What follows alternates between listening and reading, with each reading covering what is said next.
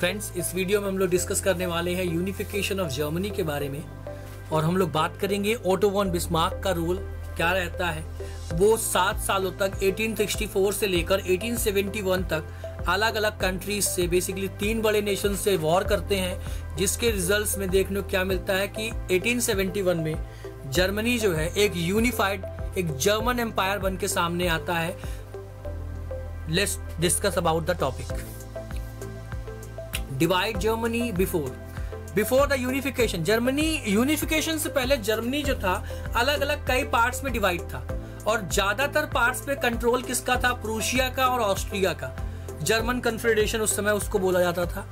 Auto von Bismarck जो थे उन्होंने क्या किया, जो कि उस समय पे प्राइम मिनिस्टर थे, प्रूशिया के प्राइम मिनिस्टर थे, was the key leader behind the unification of Germany.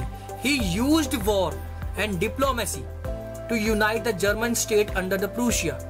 अब उन्होंने क्या किया, 1864 से लेकर 74 तक अलग अलग टाइम पीरियड में उन्होंने अलग अलग तरह से, जहां युद्ध हो सकता था वहां पे युद्ध करी, वहां लड़ाई करी, जहां पे डिप्लोमेसी यहाँ की यानी कि जहां पे बातचीत से बात बन सकती थी वहां पे उन्होंने बातचीत करके काम चलाया। सबसे पहला वॉर होता है डेनिस वॉर। डेनिस मीन्स बात करी जा रही है यहाँ पे डेनमार्क की, कि प्रूशिया लड़ाई चालू करता है डेनमार्क के अगेंस्ट में और 2 रीजन्स को जीत लेता है। उन 2 रीजन्स के नाम दे लिखे हुए बेटा, सेल्जविक एंड हॉलस्टेन, जिसकी वजह से ऑस्ट्रियन पावर जो रहती है काफी ज्यादा कमजोर हो जाती है जर्मनी या प्रूशिया के जो जर्मन जो क्षेत्र रहते हैं उन पे। आगे क्या लिखा हो बच्चे? ऑस्ट्रो पर्शियन वॉर स्टार्ट होता है। पहले तो डेनिश वॉर होता है, सबसे पहले डेनमार्क से लड़ाई लड़ी जाती है।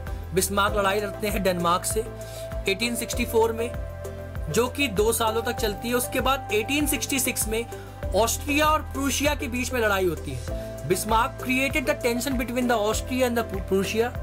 इन 1866 Prussia defeated Austria in the Austro Prussian war, removing the Austria from the German affairs and from the North German Confederation under the Prussia। इस वॉर में ऑस्ट्रिया को हराया जाता है और जो भी कंट्रोल जिन जर्मन रीजन्स पे ऑस्ट्रिया का कंट्रोल रहता है वो ऑस्ट्रिया से ले लिए जाते हैं। नाउ अब आपने देखा होगा कि काफी बड़ा हिस्सा जो डेनमार्क के पास था वो ले लिया, ऑस्ट्रिया के कंट्रोल में जो जर्मन पावर्स थे, जर्मन स्टेट्स थे, वो ले लिया। अब फ्रांस के पास जो रीजन्स है उसके बारे में बात करते हैं बच्चे। फ्रैंको पर्शियन वॉर 1871 तक चलता है, 70 से 71 ऑलमोस्ट 1 से 1.5 साल ये चलता है। Bismarck made France the enemy to unite the southern German state with the northern state. In 1870 the Franco Prussian war helped bring German states together to the fight against the France. 1871 में France की लड़ाई चालू होती है और इस लड़ाई को भी लीड कर रहे होते हैं ओटो वॉन बिस्मार्क। अब क्या होता है कि पहले ही बिस्मार्क ने डेनमार्क और ऑस्ट्रिया को वॉर में हटा दिया। वॉर में हराने के बाद जो स्टेट्स थे डेनमार्क के पास और जो स्टेट थे ऑस्ट्रिया के पास, जर्मन स्टेट्स थे, उनको प्रूशिया ने अपने कंट्रोल में ले लिया। नाउ ऑनवर्ड्स जो फ्रांस के पास हिस्सा है अब उसकी बात होने वाली है। तो 1 से 1.5 साल 1871 तक युद्ध चलता है, लड़ाई होती है between the France and Prussia, जिसमें फ्रांस जो है वो हारता है और जो स्टेट्स रहते हैं फ्रांस के पास वो प्रूशियन एम्पायर फिर से ऑक्यूपाई कर लेता है। और इसी प्रकार से 1871 में फ्रांस को हराने के बाद प्रूशियन एम्पायर, जब यह कहा जाए कि प्रूशिया जो है यूनिफाइड हो जाता है। अब यूनिफिकेशन के बाद प्रूशिया जो है अब जर्मन एम्पायर बन जाता है और उस जर्मन एम्पायर के जो किंग रहते हैं यानी कि उस जो राजा रहते हैं, किंग विलियम वन को प्रूशिया का emperor, Kaizer William one basically, जो क्योंकि जर्मन में काइजर मतलब किंग ही होता है, एम्परर ही होता है, तो काइजर विलियम वन को प्रूशिया का किंग डिक्लेयर किया जाता है और Otto von Bismarck became the prime minister of the Prussia.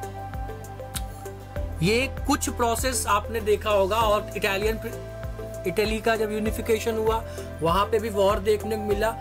Germany का यूनिफिकेशन हुआ तो यहाँ पे भी 7 सालों तक वॉर देखने को मिला।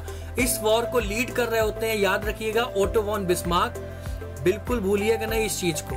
आपके ये टॉप 5 टॉपिक जो आपके इस चैप्टर में मोस्ट इंपॉर्टेंट टॉपिक्स हैं, आपको इनके बारे में बहुत अच्छे से पढ़ के जाना है। इनसे क्वेश्चन बनते ही बनते हैं। मैं उम्मीद करता हूं कि आप लोग बहुत अच्छे से पढ़ के जाएंगे। Good luck, thank you so much. और आप इस चैप्टर के नोट्स जो हैं वो हमारे टेलीग्राम चैनल से डाउनलोड कर सकते हैं, जिसका लिंक आपको डिस्क्रिप्शन में दे दिया जाएगा। Thank you, keep on study.